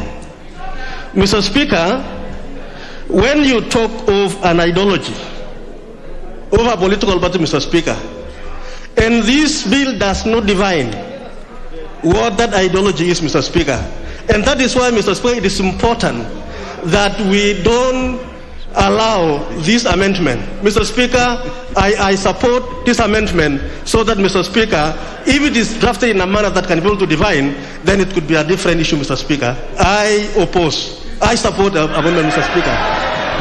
I support. Very well, the Honorable Cheptumo. Honorable members, the Honorable Duale rose on a point of order on the procedure on voting here. I just want to respond to him and allay that fear. The honorable members, you will recall that the substantive speaker here made a determination that voting on this particular business here during this special sitting would be by the manner that was adopted in the voting here. So I have got no authority to change that. So we will continue with the voting the way it was done last week when the determination was made and the way that you have voted. So honorable members, we know each other here, and I think this is our business. We will proceed. Now, allow me then to now put the question that clause 5 be amended as proposed by the Honorable Duale. Will as many of that opinion say aye? Will as many as have a contrary opinion say nay?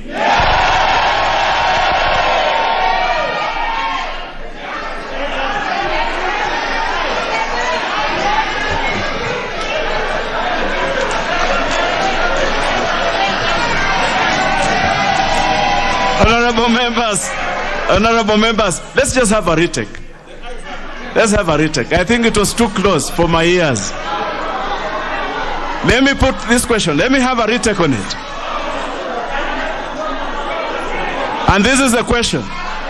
That clause 5, just hold your horses. That clause 5 be amended as proposed by the Honorable Duale. Will as members of that opinion say aye? Will as members of a contrary opinion say nay?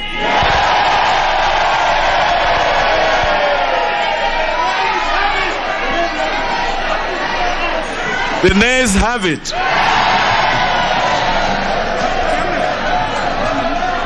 The ayes, you have the numbers to force division, so we shall go to division.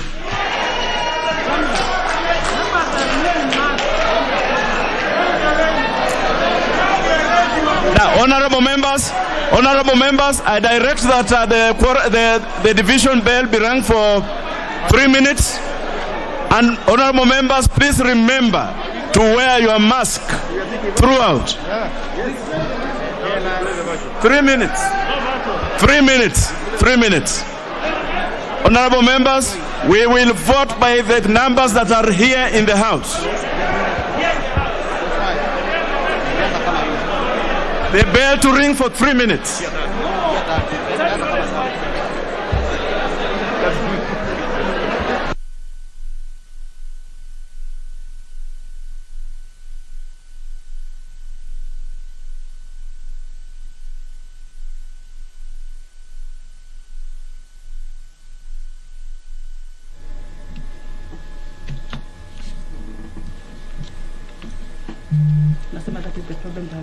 Honorable Speaker and the chair of this particular session, Honorable Chris Omulele, has ordered that the bell be rung for 3 minutes, and this also necessitates the closing of the doors of the chamber to allow members inside the chamber at the moment to vote on yet another division.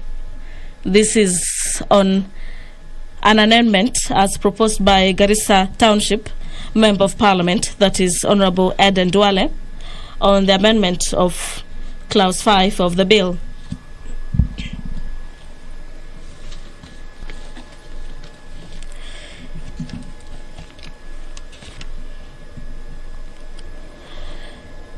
In the bill,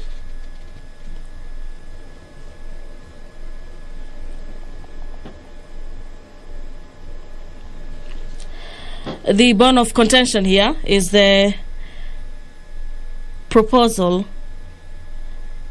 that there be an insertion of a new paragraph immediately after 5D, that the proposition may be accompanied by a statement of the ideology of a proposed political party, and subsection 5B in subsection 3 by inserting the words and the slogan immediately after the word symbol.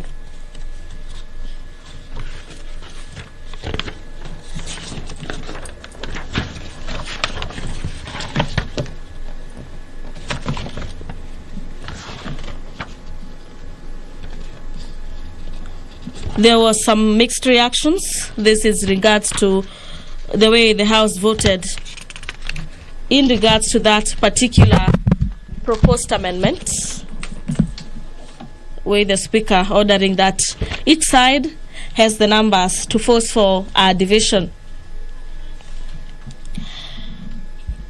In the memorandum of the bill, clause number 5 proposes for the amendment of section 6 of the Act to provide for an application for the provision of registration shall be accompanied by a statement of ideology of the proposed political party.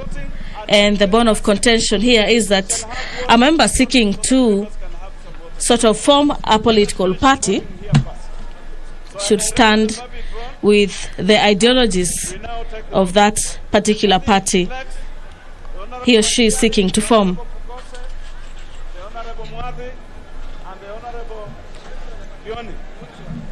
So let us proceed and vote, honorable members.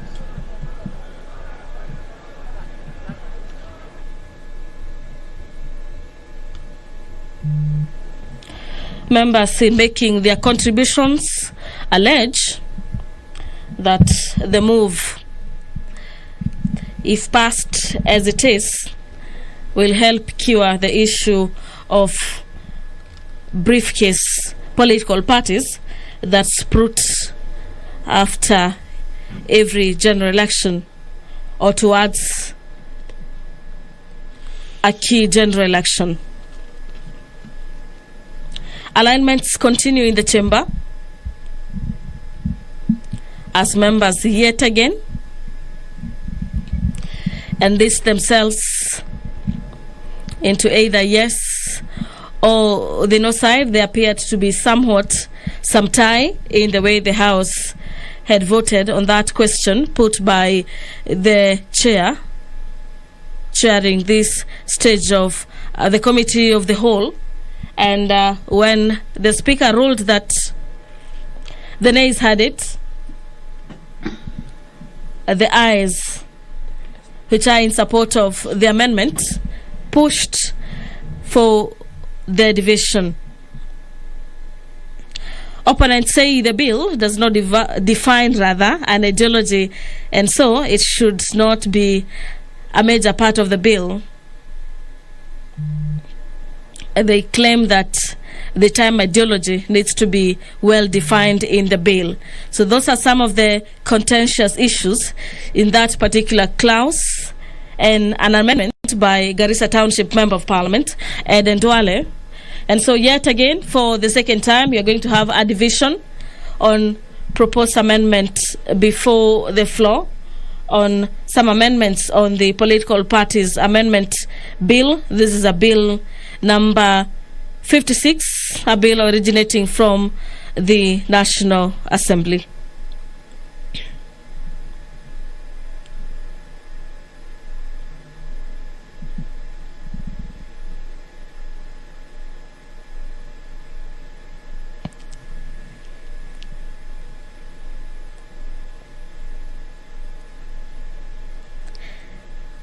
In the previous amendment on clause number 3, we had 123 against 118, and that was settled that way. And so, of course, members will be keen to see how the numbers are going to turn into this very second amendment that has pushed the House to the division. Amendments by Honorable Alice Wahome, the Honorable Member for Kandara, had to be withdrawn. She purposely withdrew her amendment, bearing in mind that the amendments were just somewhat supporting amendments on Clause 3 as proposed by Tigania West Member of Parliament.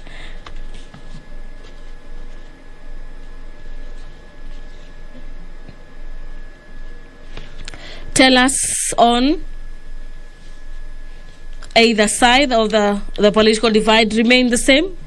We still have Honorable Peter Moadhi for Limuru MP and Endebess Member of Parliament Robert Pukose, and Benjamin Washali, Member for Mumias West, and Jeremiah Kioni, Member for Ndaragwa, as tellers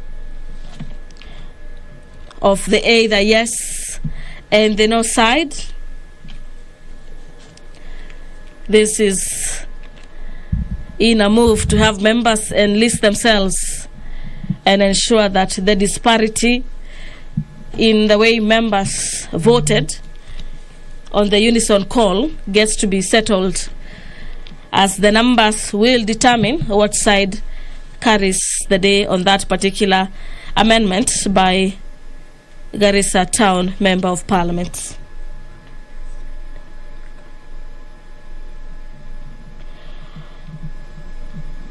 This clause 5 of the bill provides for amending of section 6 of the Act to provide that an application for the provisional registration shall be accompanied by a statement on the ideology of the proposed political party. And the issue here being that any person seeking to form a political party should be able to stand with the ideologies of the party in which they seek to form.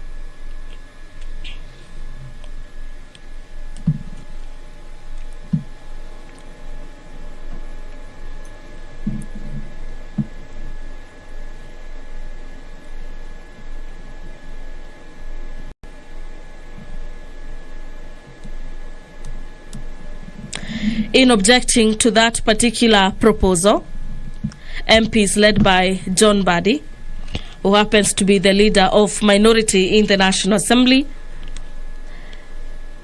as well as the leader of majority in the National Assembly, that is Honorable Amos Kemunya, objected to that proposal, saying that if passed, the move will not cure the issue of briefcase political parties that sprout years to a general election.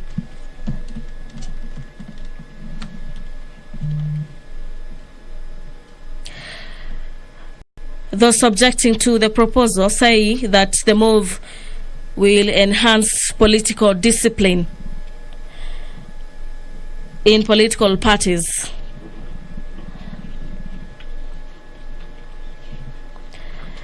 and reduce cases where members jump from one party to another in the event they are disgruntled and end up forming political parties.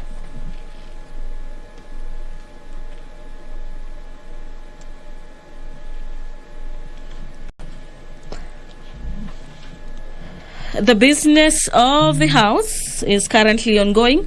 Members of the National Assembly still listing themselves on either the yes or the no sides. And this is in regards to the proposals by Garissa Town Member of Parliament on the provisions of the statement of the ideologies on the formation of proposed political parties. So far, we have seen members allied to some particular factions aligning themselves, and this is to ensure that each part of the political divide carries the day in this very crucial Political Parties Amendment Bill 2021. This happening to be a very crucial moment for the House. And this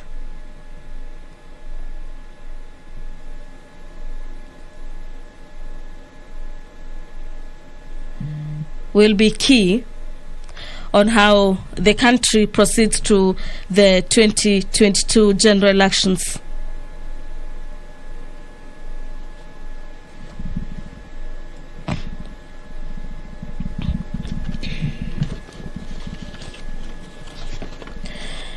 This is a bill that might see the House sitting for until probably the late hours in the evening, as the new clauses in the 27 clauses must be considered and voted on by the House. And in the event that division arises, then the process will still be the same, where members will continue enlisting themselves to confirm the numbers on either side. We are currently on clause number 5. Members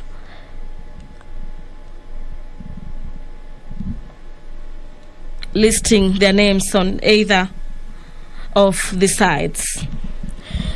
Member for South Mugirango, Honorable Silvana Sosoro, intends to move amendments to the Political Parties Amendment Bill 2021. The bill is currently on the committee stage. The member for South Mugirango seeks to have that a proposed coalition party shall deposit a coalition agreement with the registrar for the registration as a coalition political party.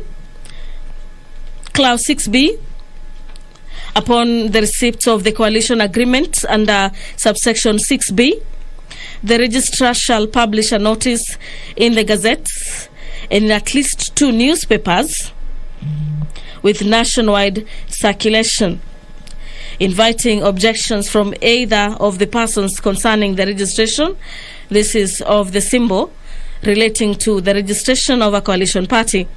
And further, in subsection 6B, deleting and substituting, therefore, with the following subsection, that the registrar shall within 14 days, these are days of deposit of a coalition agreement for the formation of a coalition political party, issue the coalition political party with a certificate of full registration.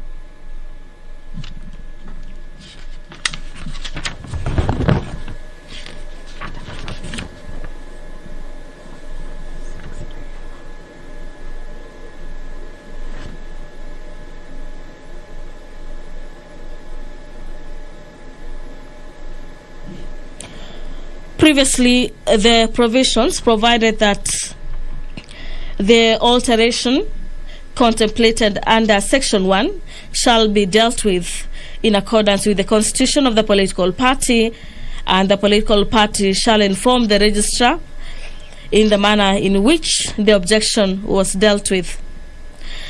And whether the registrar is satisfied that the political party has compiled the provisions of this section, the registrar shall, within 14 days after the notification, this is under Section 3A, notify the political party in writing that the change, amendment, or alteration has been made to the constitution of the political party.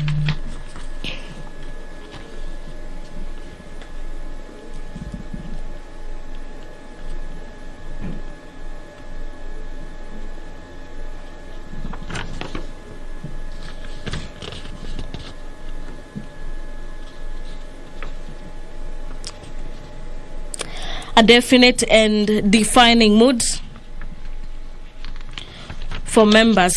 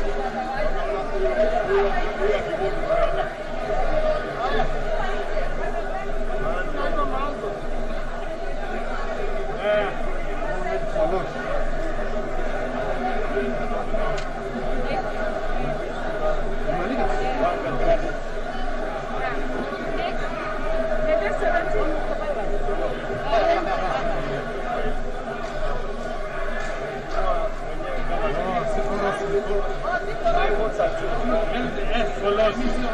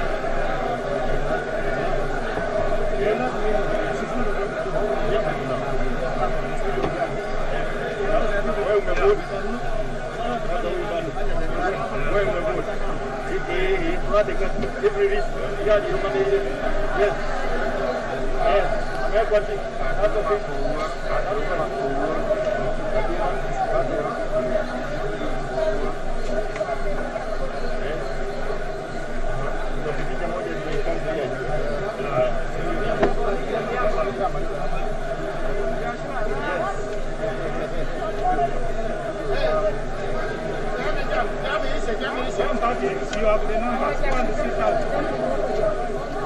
Go and sit down and give us to tally. You have the numbers. Go sit down. Allow us to tally.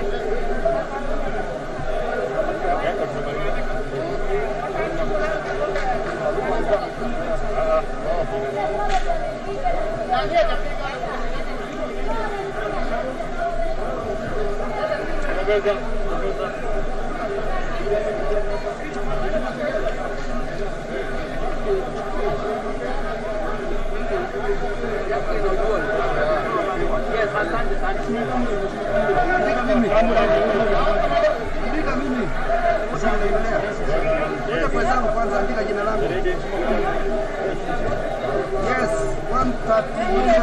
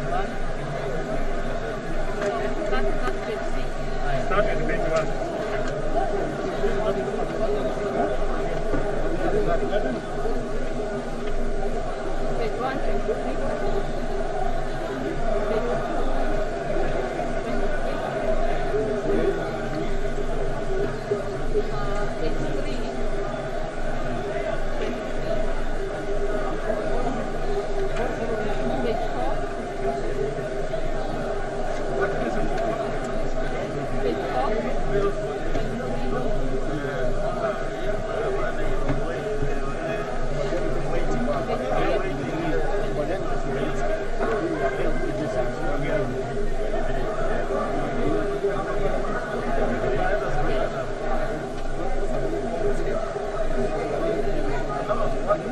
is the point of having nimeandika already, mimi ndio number 1. Relax, nimeandika.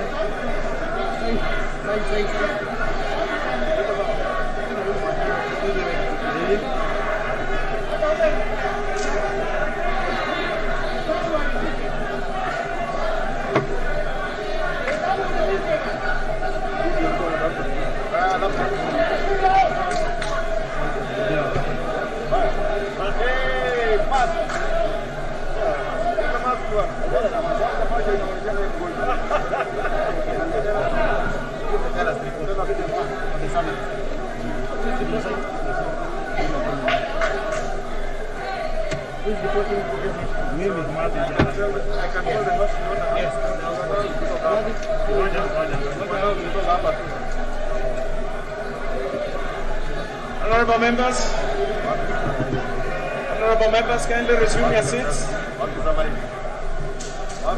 so that the tellers can go to the bar and come and report the result. Okay. The tellers, honorable members, kindly give the tellers leeway so that they can come and report.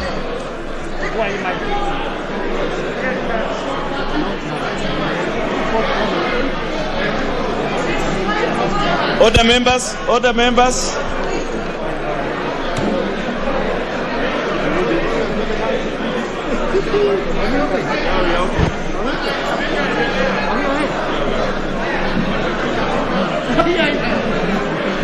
The Honorable Tiren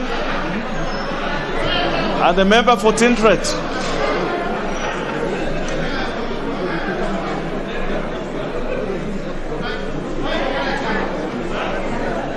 The tellers proceed.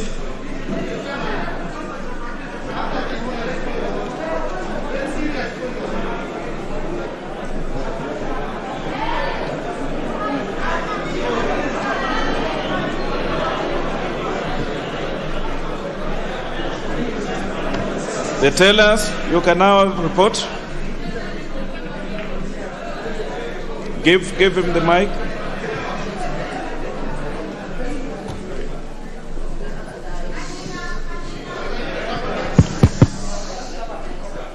Honorable Chair, the results of the division on the clause 5 that be amended as proposed by Honorable Aden Duale. The results are as follows. Ayes 136, noes 150.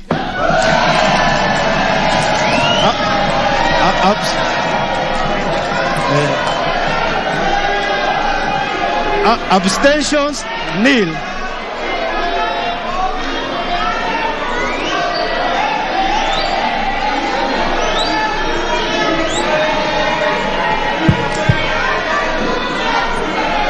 Honorable members, order. Honorable members, those members who are dancing, we have a long way to go.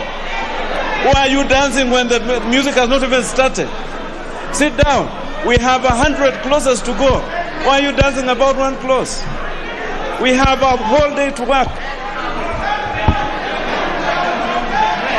Honorable members,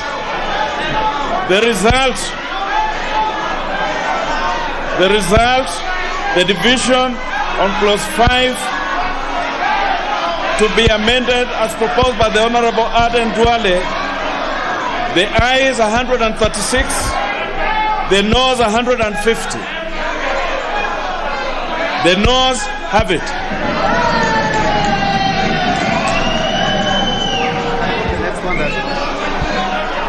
Let's make progress, honorable members.